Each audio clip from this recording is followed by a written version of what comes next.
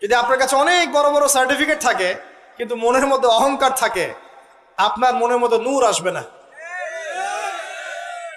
যদি আসতো তাহলে ইবলিসের মনে আসতো। তার জ্ঞানের কোনো কমতি ছিল না, ওয়াস্তাকবার, সে অহংকার করেছিল। আর অহংকার কাকে বলে?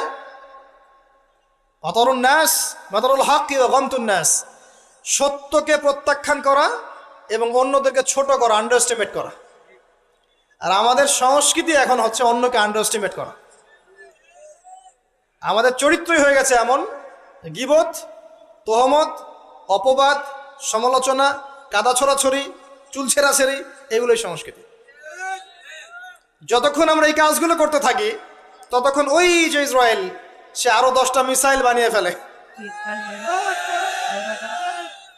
এই জন্যই বলি যে আমরা মাঝে মাঝে জিলাপি খাই, খোরমা খাই, আর তারা তাদের কাজের দিকে এগিয়ে যায়।